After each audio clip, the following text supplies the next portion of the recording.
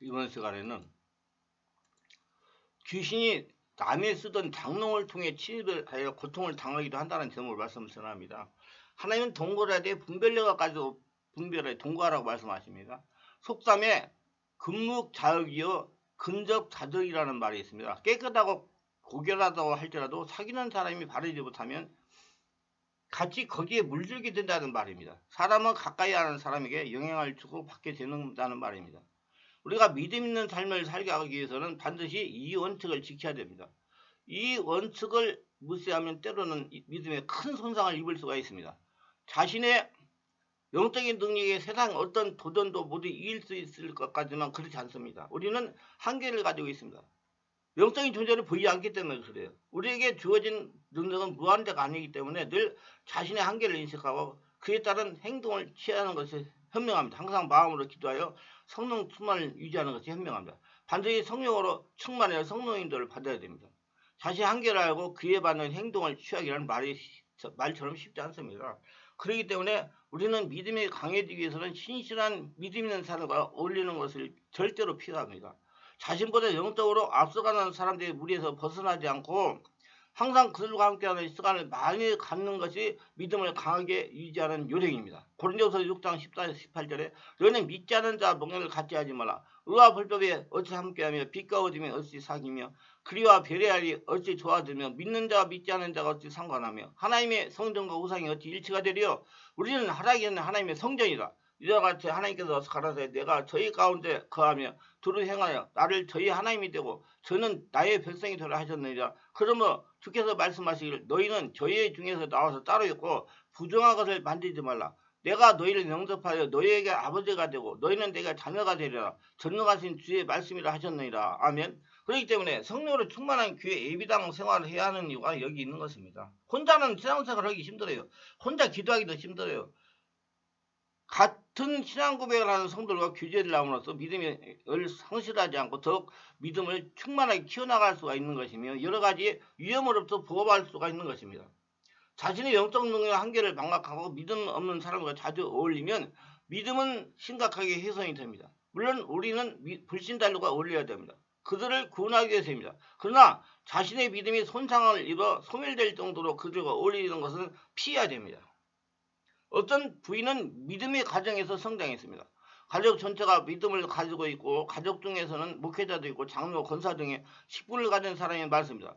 이런 가정에서 모태신앙으로 성장했지만 시집을 갈 때까지 거듭난 확신이 없이 그저 가족과 어울려 교회는 빠짐없이 출석했습니다. 직장생활을 하면서 믿지 않는 청도가 사귀게 되어 집안의 반대에도 무릅쓰고 결혼을 했습니다. 결혼하여 그 가정을 구원시키겠다고 가족들을 설득시키고 결혼한 것입니다. 결혼의 시댁에 들어가서 시집살이를 했습니다. 불신자인 시댁은 제사를 드렸고 며느리가 교회에 나가는 것을 반대하지는 않았지만 세월 흘러가면서 아이들을 낳아 기르면서 그는 차츰 교회를 등한하기 시작했습니다.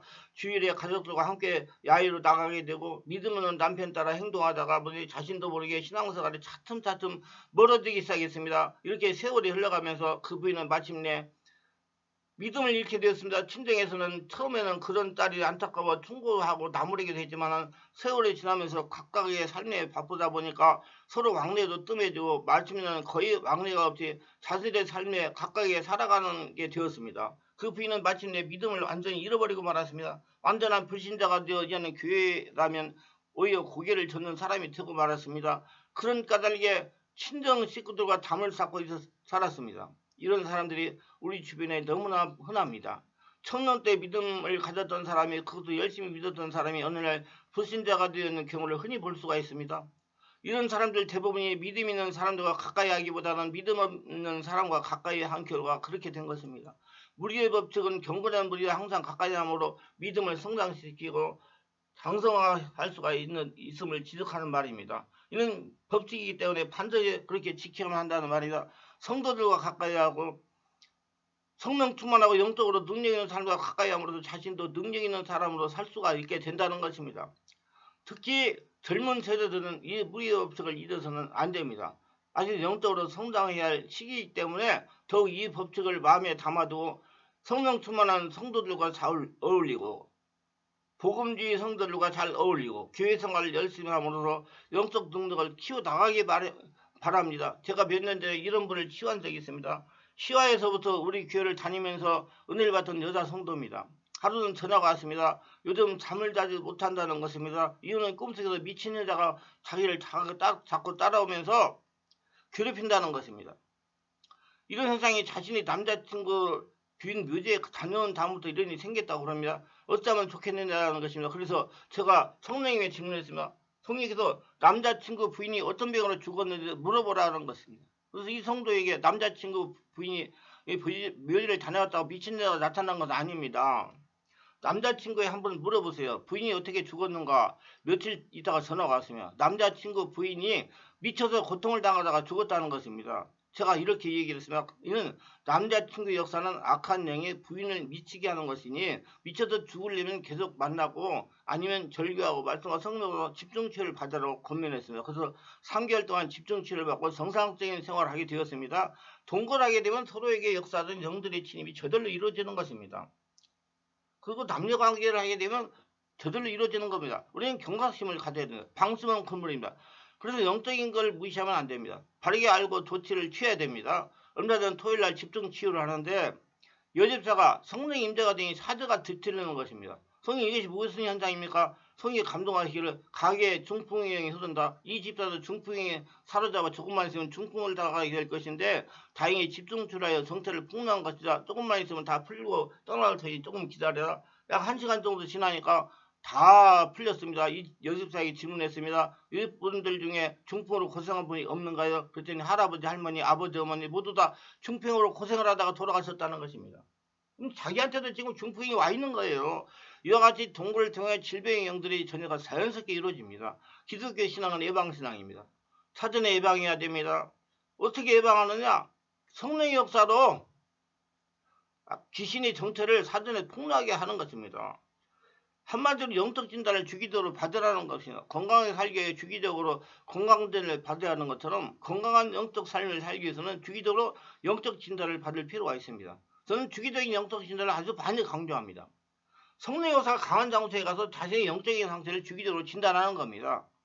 암은 초기에 진단하면 100% 치유가 되지만 검진을 하지 않으면 발기가 될 때까지 우리 몸은 암을 느끼지 못합니다. 그래서 의사들이 하는 말이 암을 발견하는 데 가장 중요한 것은 주기적인 검진밖에 없습니다라고 말합니다. 영적인 병도 마찬가지입니다. 영이 발휘된 마귀나 귀신이 들어와 있는데도 우리 몸이 느끼지 못하는 경우가 많습니다. 와서 지금 집을 짓고 있는데도 몸이 느끼지 못하는 경우가 많아요. 영은 신호를 계속 보내는데도 무지해서 그 신호를 놓치는 경우가 많습니다.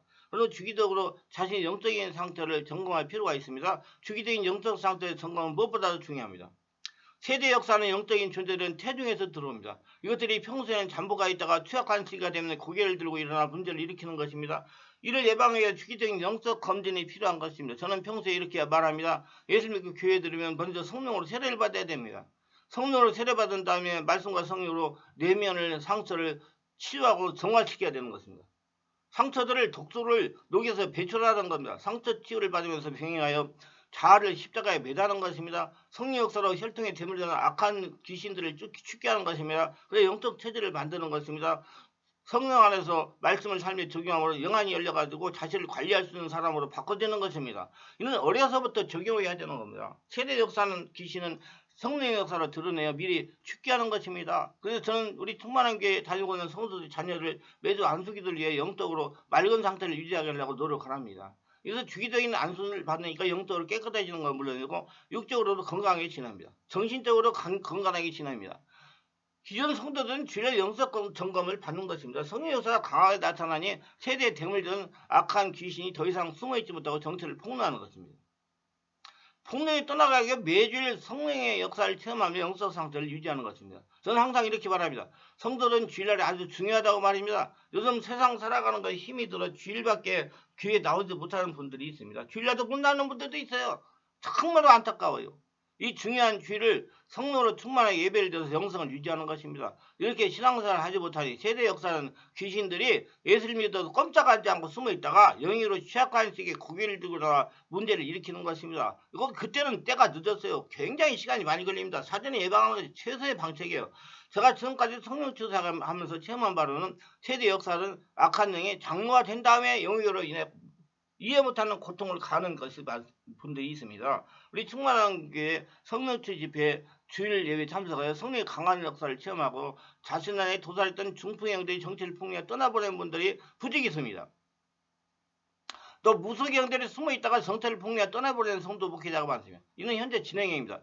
지금도 역사가 일어난다는 것입니다. 오늘도 일어날 것입니다. 이렇게 사전에 성령의 역사로 정체를 폭리하여 떠나보내지 않고 취약한 시기에 드러나서 고통을 당하여 찾아온 분들 또한 부득이 있습니다. 이 얘기를 해도 안 들어요. 사전에 이 얘기를 해도. 몸이 괜찮다고 지낼만 하니까 그냥 안 들어요. 예방을 안 하려고 그래요. 고통을 당하다가 이렇게도 안 되고 저렇게도 안 되고 여기 가서 안수받아가지고 저 가서 안수 할 수 없이 저희 교회 같은 곳에서 치유를 받는 겁니다. 근데 때는 이미 늦었다고 저는 생각해요. 이미 정체를 드러냈기 때문에 치유하려면 시간이 많이 걸리는 겁니다. 세대 역사는 악한 영은 태중에서 침입합니다. 침입하여 정체를 드러내는 시기가 두 가지가 있습니다. 첫째는 성령의 역사에서 정체를 드러냅니다. 이거 제일 좋은 현상입니다. 두 번째는요, 여러 가지 상황이 좋지만 스트레스를 받고 상처를 당하여 영역으로 취약한 시기에 드러나는 것입니다. 이 상황이 제일로 나쁜 것입니다. 이런 취약한 시기에 드러나는 것을 방지하기 위하여 주기적 영적 점검을 하여 악한 영들을 드러내는 것입니다. 그 성도는 교회 예배당을 잘 정해야 됩니다.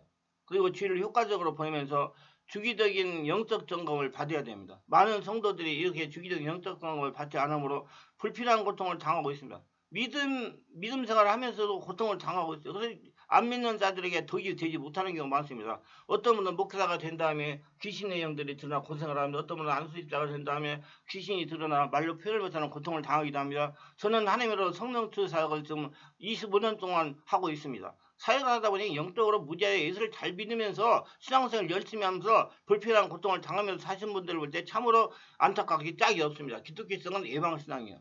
주기적인 영적건들이 필요한 것입니다. 우리 교회 정 집사님이 토요일날 저에게 전화를 했습니다. 내일 교회에 나오지 못하겠다는 겁니다. 그래서 이유를 물었어요. 지난 수요일날 앞에 대활용을 모아두는 곳에 갔더니 장롱이 예쁜 것이 있어서 집에다 갖다 두었는데 그날 밤부터 잠을 잘 수가 없고 숨이 가쁘고 호흡이 잘 안 되고 가슴이 답답하고 기도할 수가 없고 이상한 환상이 보여서 고통을 이만저만이 아니라는 겁니다. 그래서 지금 교회를 내일 못 가겠다는 거예요. 힘이 들어가지고 너무 상황이 안 좋아가지고. 그래서 제가 그것을 장로의 역사는 귀신의 영향 때문에 고생하는 것입니다. 제가 전화로 축기를 해드릴 테니 당장 가져온 것을 다 버리세요. 저는 전화로 기도를 해가지고 치유를 합니다. 어떤 사람이 전화로 해서 치유가 되냐면 여기서 미국에 있는 사람, 캐나다에 있는 사람도 제가 전화로 기도해가지고 성령 충만 축기를 해드립니다. 근데 어떤 사람이 되냐면 한 번이라도 우리 교회 왔다 간 사람이 됩니다. 그래서 전화로 저는 귀신 축기 사역, 치유 사역, 축복 전이 사역을 많이 하고 있습니다. 전화로. 코로나19 때도 전화로 전부 다 기도를 해드렸어요. 그래서 제가 전화로 한 10분 정도 축기를 해드렸어요. 말도 못한 더러운 귀신들이 떠나갔습니다. 그리고 다 끝난 다음에 물어보니까 가슴이 시원하고 정신이 돌아왔다는 것입니다. 물론 주일에 예배에 참석하여 은혜를 받았습니다. 이렇게 다른 사람이 사용하던 장롱들을 통해서 귀신의 전이가 일어날 수가 있습니다. 그래서 여러분 남이 쓰던 물건 갖다 놓는 걸 정말 신중해야 됩니다. 정말 신중해야 돼요. 내가 그때 절대 이렇게 그렇게 그런 걸 통해서 전이가 일어나는구나. 예.